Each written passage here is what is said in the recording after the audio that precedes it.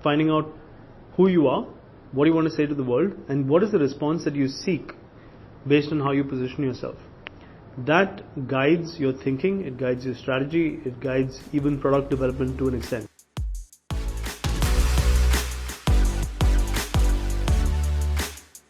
For a startup, I think it depends on where they are financially, right? You could be a startup that's been funded, you could have received seed funding, or maybe a VC has actually put in some money, and there's a certain allocation for the marketing expenses, which means that obviously you could choose to do some of that marketing, right? Branding is always important, but I think the understanding of branding, especially for a startup, is not I don't think the right thing to do is to think about the logo and the colors and stuff like that. I mean, of course that's important, but that's not the most important thing.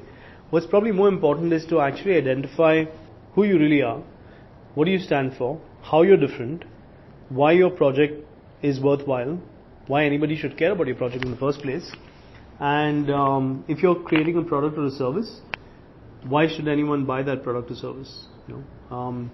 That's when you start to think about things like that, then what happens is you focus on key messaging, right? You start thinking about, okay, this is the message that we have for the world. We want to tell people how we're different. Then you start articulating that. Eventually what happens is that you discover things about yourself that you may not have discovered before. You might think about certain USPs that you have that somebody else doesn't. And once you're able to articulate that in a good way, that becomes the key messages of your brand, and that might also help you understand how you can position yourself vis-a-vis your competitors. That's really what branding is about at its core, right? Finding out who you are, what you want to say to the world, and what is the response that you seek based on how you position yourself. That guides your thinking, it guides your strategy, it guides even product development to an extent. It always helps to work with a branding agency that can guide the process and actually distill the essence of your brand and then help you communicate that through the right key messaging, whatever.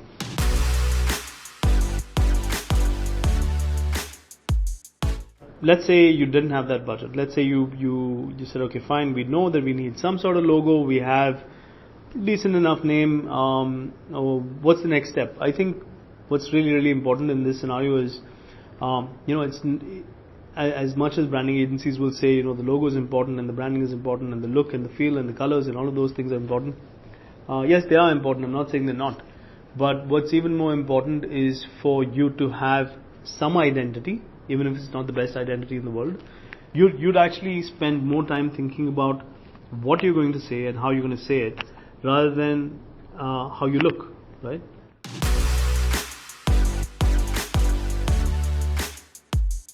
So it's actually the content that you put out that will define your brand. And at the end of the day, who defines the brand? It's not you.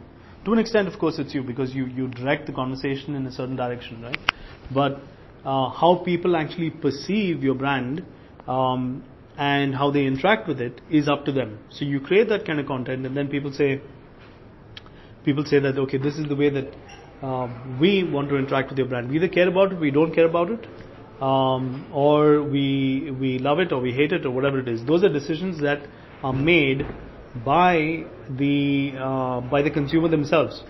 And what you need to do is actually be very observant of that and look at the feedback that you're getting, whether that's on social media, whether that's through people having conversations with you, and then you can fine tune that brand.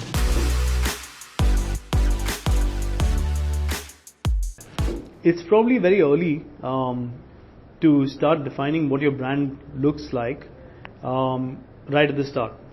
Once you've got a better understanding of who you are, how you can really create value through the feedback that you get from people, you might want to change some fundamental aspects of your brand, right? Or what you thought was your brand. Maybe there are some things that are important to your customers that you have, but maybe you weren't talking about that too much. Maybe your positioning will shift to that one thing, right?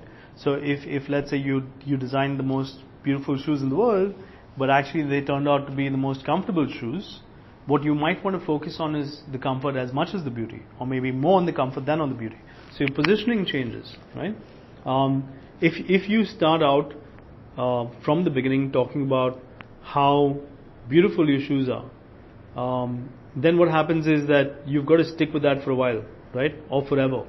and it's harder to change the story. So maybe the branding should happen after you've done some initial branding work, some identity. So you need a logo, you need a name, you probably need some sort of color palette, and then once that progresses over time, it can evolve, and you can evolve. So don't do so much that you're not able to evolve, and you're not able to change tack, and you're not able to tweak your story, because that could be judgmental. So I think for a startup, it is important, but not as important as some marketing agencies will have you think.